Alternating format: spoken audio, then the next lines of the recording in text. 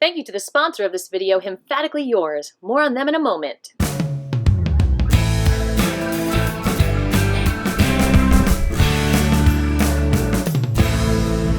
Welcome to Aviva Sings Out, y'all! If you missed part 1, or even if you didn't and you need a refresher, here is the rundown.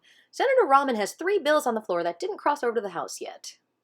In part 1, we basically reviewed how this hearing was squashed a bit from its entirety in the mainstream media, and kind of hidden, buried, etc. because of its supposed inability to be accepted or taken seriously by the legislature, especially Republicans, so they say. If that motion comes forward, I would not be opposed to it, but they are not entirely wrong. Some Republicans are against it, but some Democrats are too. And some Republicans are for it, and some Democrats are for it as well. Bills to legalize recreational marijuana have been introduced by Democrats and ignored by Republicans. But that kind of news coverage is not opening the book and showing people the whole story. And we all know you can't read and enjoy a book by just reading its jacket. But we'd at least hope the jacket of the book would get you to want to read the book. And the thing is, who wants to open the book if the story seems too depressing and one-sided? And let's see if there's public support for that or not. That's why I'm making these videos for you all. I feel we are all learning and growing together and healing from the cannabis prohibition and post-traumatic stress from that. And the healing process is an all-inclusive process, and perhaps even an adventure.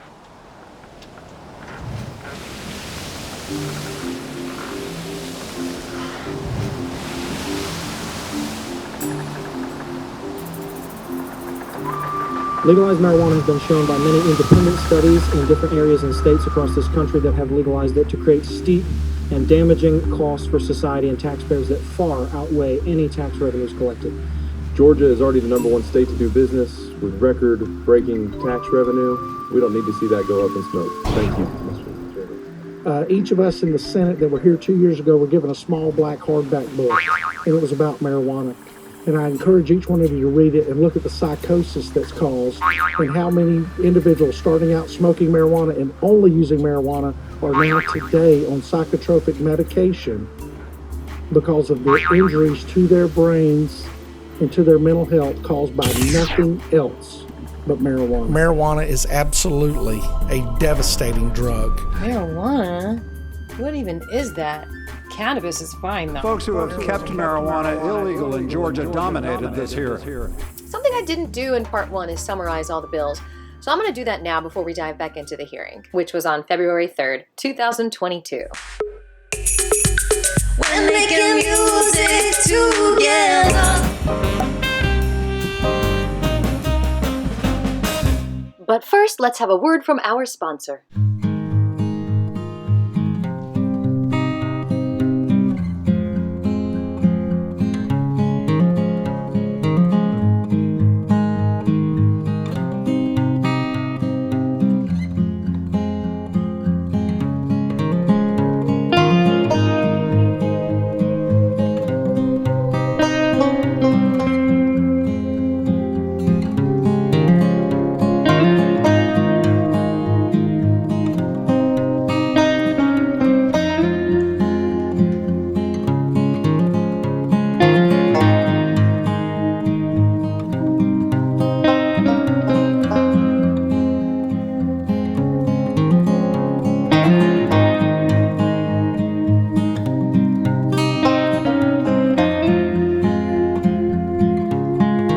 Now, keep in mind, I'm using my discretion to change the word marijuana to cannabis because I personally think cannabis is more legitly what it is. So SR 165 is about retail cannabis, and it's about proposing an amendment to the Constitution to allow the retail use of cannabis by people 21 and older, which means proposing an amendment, meaning bringing it up to the public so they can decide with a ballot question. It would dedicate cannabis revenue equally to education and infrastructure. It would allow anyone with cannabis convictions that would be legal under the new law to petition to have their convictions expunged. The ballot question would be, shall the Constitution of Georgia be amended so as to authorize the General Assembly to provide by general law for the legalization and regulation of the production, sale, and personal use of cannabis by individuals 21 years of age or older, provide for taxes from such production and sale for educational programs, and purposes and capital outlay projects for transportation infrastructure purposes within this state, to exempt from taxation cannabis used for medical purposes, and to provide a procedure to vacate previous misdemeanor cannabis convictions. How do you, Georgia citizens, feel about that being a ballot question? I mean, what's the worst that could happen? I mean, why shouldn't we have that as a ballot question? What's holding us back, right? All right, on to the next one.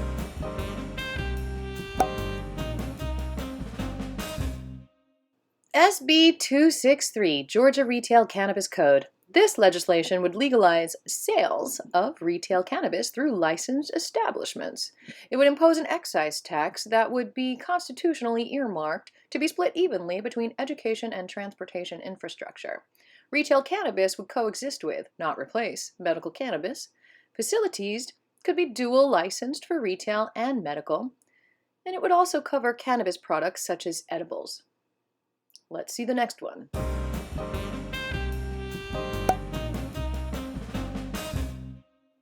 SB 264, Medical Cannabis. This legislation would allow for a full medical cannabis program in Georgia.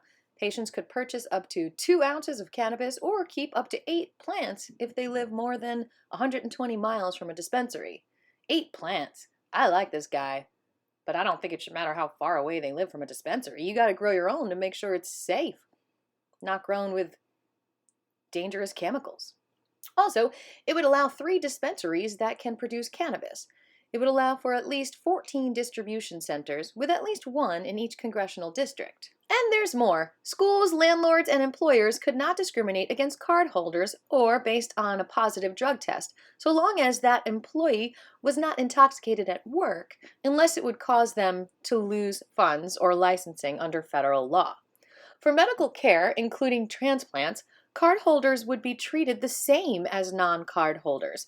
Possessing and using medical cannabis would not be grounds for denying child custody or visitation, so long as there is no risk to the child. Medical cannabis would not be subject to taxation. Now, going back to the second to last point, I do have a friend who is helping his mother deal with intense pain through cannabis, and he's still trying to find a doctor who will treat her, because each doctor has said he's going to start testing her and he's going to deny her treatment and his care if he finds that cannabis is in her blood test. How unfair and cruel is that? Well, I'd like to introduce you to someone, and many of you already know her. This medical doctor is ready to not only not discriminate against those choosing to use cannabis for medicine, but she will even help you. The following excerpt is from the press conference at the Georgia State Capitol by Peachtree Normal and produced by Georgia Care. Copy written by the one and only James Bell.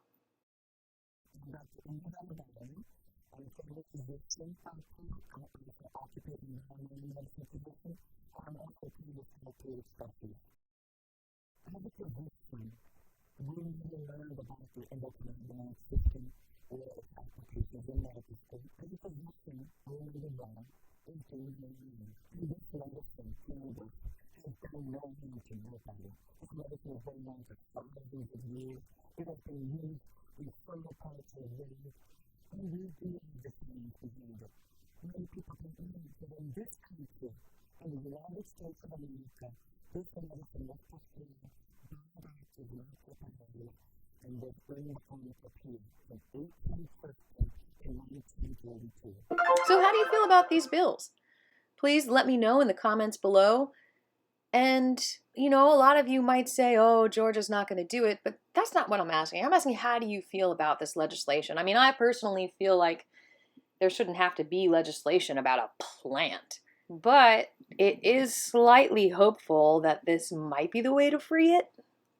Let's go on with this video. Oh, and don't forget, HR 281 is very similar to SR 165. So in that sense, even though neither of them crossed over, they are both in the House and both in the Senate. So if they merge and they get a Senate vote and a House vote, then we're good. So let's merge them. Let's make it happen, people. What do I mean by merge? You saw what happened with the 645. Okay, go watch part 1 and the 195 video. Okay, let's dive back into this hearing so you can see what went down.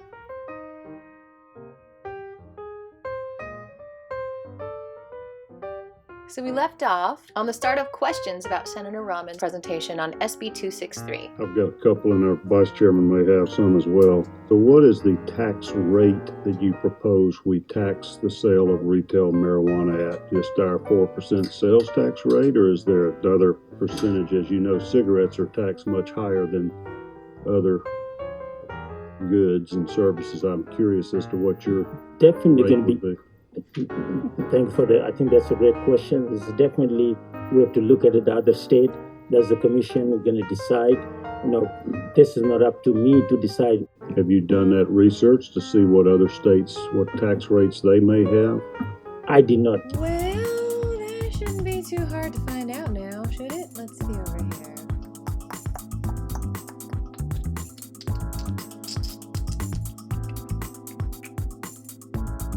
Oh, dang, look at this document. It is so thorough. Look at all of this. I'm going to email this to Senator Kauser and Senator Rahman. Hopefully it'll be helpful, and I'll link it below as well. Check it out, y'all. Thank you to, who is this? Summary of State Marijuana Cannabis Taxes. Who published this? I don't even know. FTA.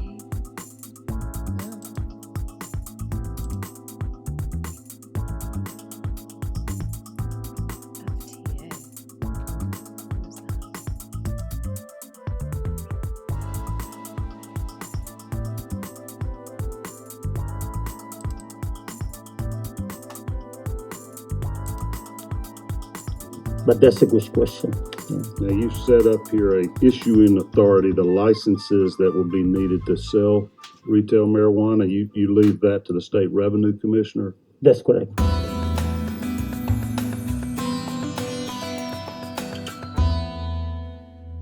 And what are the qualifications for obtaining a license to sell retail marijuana? I mean, is it just me, or is anyone else thinking, why would he be asking all of these questions if he wasn't open to this actually happening in Georgia? Well, this commission is going to decide exactly this, specific. They have to go through all the background checks and everything else. This is not something that it will be selling in a convenience store. So this will be highly regulated. And in this highly regulated license, you're recommending here would be a pretty minimal fee, just $5,000 to obtain a retail license. Yeah. Can you think of any reason why it should be more than an alcohol license? That's $5,000. Senator Rahman said the commission can decide that, and Chairman Kauser responded. Okay, so we should ignore the terms of the bill that say $5,000. Let the commission determine that. We can do that. And did I understand you to say that there is no correlation between other drug use and the use of marijuana, that is just nothing to that? I thought I heard you say something to the effect that marijuana was not a gateway drug and it did not lead to the use of other type of illegal drugs. Marijuana regulation is not associated with an increase in hard drug use, basically. That's the study shows. Did you recite that in your comments? Or was it just written in your proposal, which I may have sent to people when I may have invited them to testify today, maybe?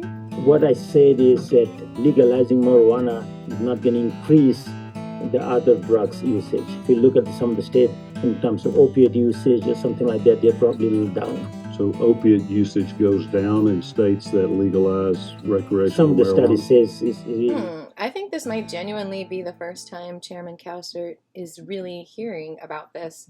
He looks interested. That's correct. Have those states experienced any other negative impacts as far as, Wake up! Perhaps drivers under the influence of marijuana or other negative impacts on society? It's minimal. All right, I have a few other questions, other committee members that are asking some questions. I'll recognize first the Vice Chairman, Senator Brass, Chairman Brass. Thank you, Mr. Chairman. Senator Rahman, you've referred to the study a couple of times. Is there any way we can get a copy of that study? Definitely. Yeah, if you don't mind Definitely doing that, that'd be great. What's the title of that study? Marijuana Project, Policy Project, Cannabis Tax Revenue and the State Regulated Cannabis for Adult Use. He also cited this study from the National Center for Education Statistics, Cannabis Use and Illegal Drug Availability. And then another study is Leafy Whitney Economics 2021 Leafy Cannabis Harvest Report. And he cites a few more studies. One from the National Bureau of Economic Research, Does Cannabis Legalization Affect Workplace Capacity? Evidence from Workers' Compensation Benefits. Another from National Bureau of Economic Research, Is recreational cannabis use a gateway to harder use and crime? Maybe that has the opiate info in it. Another from the Effects of Recreational Cannabis Access of Labor Markets, evidence from Colorado IZA Journal of Labor Economics. Oh, I didn't even have to change the M word to cannabis. It already was cannabis. Oh, yeah. So I can send some of this report to you all. If you would give those to Cindy West, my administrative assistant, we'll have them available for other committee members. Again, if he wasn't ever interested in having a vote, why would he be asking for more material to read and study about this? Bam! Pow! Bam! Cannabis! Freedom! Here in Georgia. Yeah.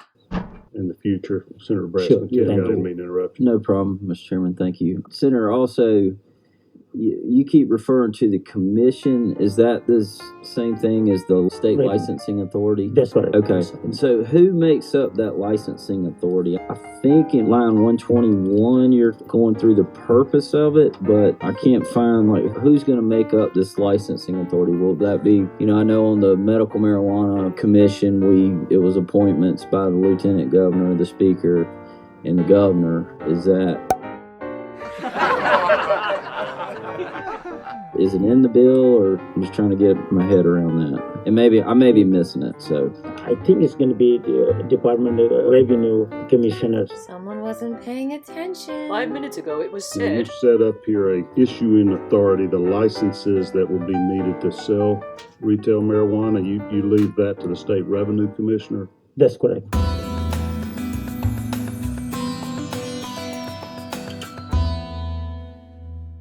Thank you, Mr. Vice Chairman, for telling me more about HB 645, which I still need to do a video on. So the Department of Revenue appoints the commissioners to this commission, to the state licensing authority? State licensing authority, yes. Okay. I still don't see where it says on this bill about the state licensing authority. Oh, I gotta find it. Tax commissioners, huh? Senator Albertson. Thank you, Mr. Chairman. Senator, thank you for your hard work. Are you familiar with some of the challenges that have come out of other states that have legalized marijuana? Yeah, there definitely going to be something of this magnitude. Bill, there definitely going to be some challenges, no doubt about that. Certainly. And are you aware, from both a public safety perspective as well as public health, that they have in those states increased a much higher level of addiction, mental illness, violence, crime, traffic deaths, and social problems? Sorry, I just get a bad feeling the way he's talking about this. It just reminds me of this guy who, hit me a few times in a relationship I was with him, and then we went to this meeting together, and he's like, I care so much about the public safety of everyone. I haven't seen any study that that I can think of. Good answer. I appreciate it. Mr. Chairman, if I just have a couple more questions, Go right I ahead. appreciate it. Thank you. The concern, What did he say? Is it a concern? If it's a concern, I think if you would offline meet with our Georgia Association of Chiefs of Police. Question, why do y'all always talk about meeting with the GBI behind closed doors? Why don't they ever testify at these hearings? Did I just miss it? Did they testify? I mean, it just seems kind of suspect if they can't be public about these meetings. That's kind of concerning to me. I don't know about you. And sheriffs and other law enforcement agencies. We spent a lot of time talking to folks in Colorado and some of those other states. Seems like someone's making generalizations. And seeing what damage that has caused in many cases. All I have to say is, you go, Sheikh Rahman. I mean, holy cow, how much courage it takes to stand in front of all these forces against you. I know how that feels energetically, but I know angels are by his side too. Y'all, go Senator Rahman. Go thank him. Go thank him.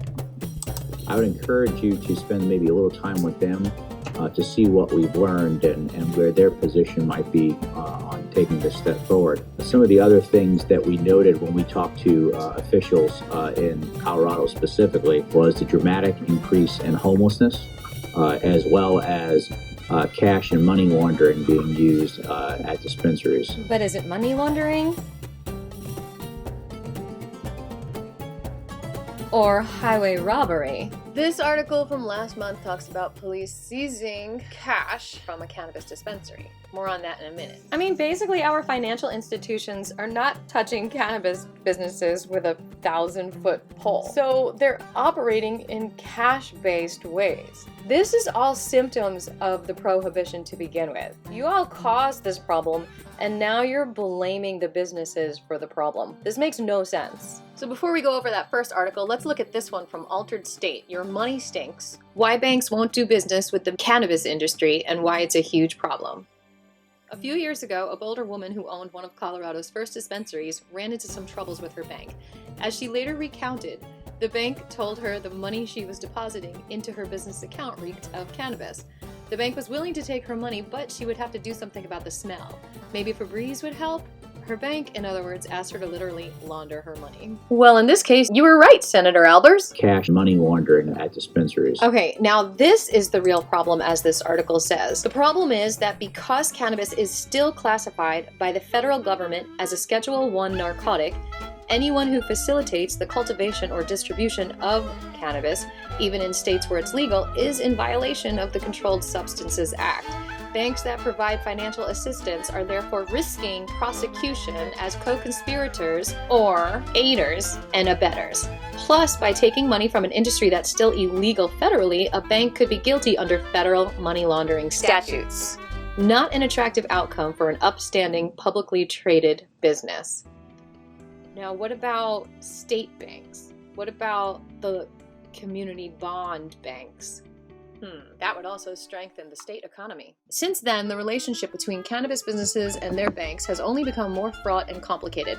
Talk to anyone involved in Colorado cannabis industry, regulators, market players, law enforcement, and they'll likely agree that the biggest obstacle to bringing cannabis out of the shadows is the industry's inability to obtain basic banking services. The few Colorado cannabis operations still lucky enough to have bank accounts jealously guard the specifics for the protection of everyone involved, and reports of banks unceremoniously dropping pot clients are commonplace. I should say cannabis clients. The front desk at Colorado's Cannabis Enforcement Division is stocked with jumbo-sized money counters, since most cannabis businesses have no choice but to pay the tens of thousands of dollars in licensing fees and taxes in cash. The situation has become so vexing that members of both parties from Colorado's congressional delegation recently joined together to urge Treasury and Justice Department officials to do something about it. Meanwhile, since 2020, businesses have been trying not to accept any cash, and we've got a bill fighting that in our legislation right now. Interesting, huh? So, Senator Albers, I don't think you know about all this stuff.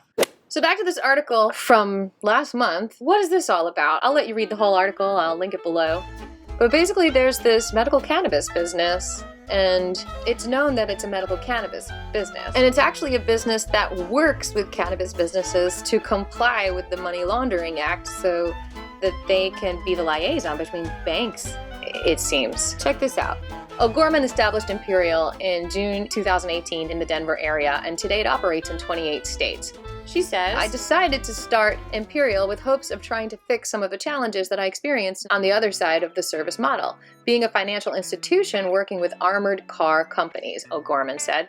I have prided myself on my career being focused on compliance and helping financial institutions with their Bank Secrecy Act and Anti-Money Laundering Act compliance. It's been everything that we do and every part of the equation for us making sure that we are following the rules.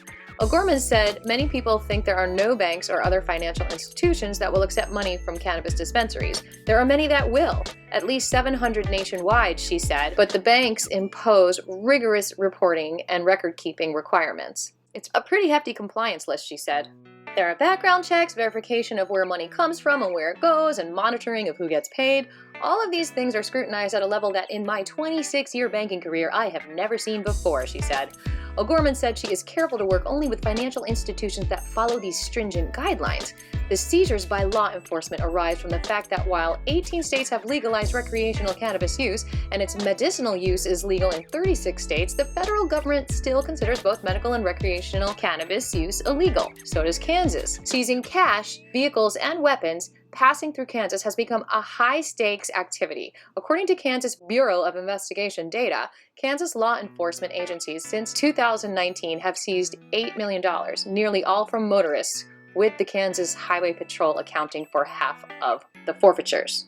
So in summation, this is how much money was taken from Imperial. $165,000 of cash on May 18th, 2021, $700,000 on November 16th, and $350,000 on December 9th. If the feds would just get their act together and free this plant, all of this litigation can be remedied and dropped. Until then, I guess we'll see how this federal litigation turns out, but seems like highway robbery to me. I don't know about you. So I would ask if you would please indulge myself by understanding the ramification from a public safety and public health perspective. Definitely, I'd be glad to do that.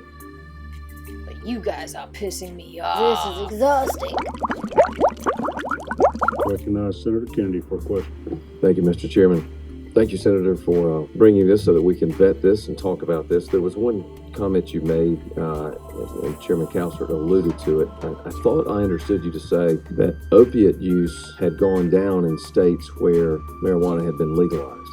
And my question is, are you referring to legal opiates such as prescription drug, or is it the illegal opiate use and drug abuse has gone down? Senator, I have to look at the study. I can get back with you. Okay, that's fine. And Senator, the source of that data that you're referring to, is that the same study that Chairman Brass was asking about, that you said you'll get those details for us? That's correct. Okay, thank you. Thank you, Mr. Chairman. Okay, hold on. There were several studies. Let's be specific. Let me see if I can figure out which one it is. I think this is the one over here. So what I'm just going to do is I'm going to copy and paste this whole thing into Google. Okay, I think that looks like it might be it. Yep. Here it says in the abstract that recreational cannabis legalization may aid in reducing opioid-related mortality. I'm glad that was in the abstract because it costs $5 to download and it's 96 pages. Occurs to me that this bill makes no sense unless you have first legalized marijuana. You don't address the criminal code sections, etc. in 263, so that kind of presumes that you have first decriminalized it. Is that accurate? This bill does not address the criminal penalties for possession of marijuana. It would be relatively silly for somebody to pay $5,000 to sell an illegal product. That's not in this bill, so I guess you would not really want this bill considered unless marijuana was decriminalized? Definitely. Okay. And is that kind of what you're getting at in that Senate Resolution 165? That's correct. I want people to decide. Take a closer look, you all, at cannabis freedom. Let the citizens of Georgia decide what they want to do, basically. It's not necessarily up to us. And, why don't you go ahead and speak to that now, and then we'll have some speakers come. Some public input on Senate Resolution 165. That's your state constitutional amendment to legalize the use of marijuana and prohibit taxes on medical marijuana. As you know, I summarized it earlier, so you can go back to about 4 or 5 minutes into this video and go over that again if you want. And I'm just going to go over what the conversation was with them. Can you sort of walk us through that, what you're proposing? Would propose an amendment to the Constitution to allow retail use of marijuana by people 21 or older. Is that required? Is that a constitutional provision or just a change in the criminal code you're looking to do? Does it require a constitutional amendment? No, that's required in the code. Okay. Okay, what? I don't think he answered your question clearly enough. I don't think there was clear communication there. I might be wrong. Replay! No, that's required in the code. Okay. Okay, let's go back to your original question.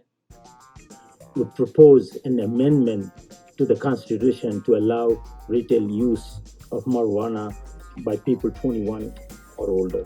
Is that required? Is that a constitutional provision or just a change in the criminal code you're looking to do? Does it require a constitutional amendment? Amendment. And I think Mr. Chairman brought up a good point, an excellent point, in fact. I mean, do we have to put it on the ballot, or can the legislature just decriminalize it and change the Georgia Constitution without a ballot vote? I don't see why not. Do you? Perhaps that can be an amendment to SB 263. And then maybe if the legislature votes against it, it can go to the public. I talked to both Chairman Powell and Chairman Kauser about this. I said, because I ran into Chairman Kauser at the Capitol yesterday, March 1st. I said, do we have to put it on the ballot? And they both said, it's not a constitutional issue. We can just put in a bill to legalize all cannabis. So what are you all waiting for? Do it. Do it. What I want to do is, in simple terms, let people decide. We put in a ballot and let citizens of Georgia decide whether they want to allow people of 21 age or older can, buy a retail marijuana. The ballot question should say, shall the Constitution of Georgia be amended so as to authorize the General Assembly to provide by general law for the legalization and regulation of the production, sale, and personal use of individuals 21 years of age or older of marijuana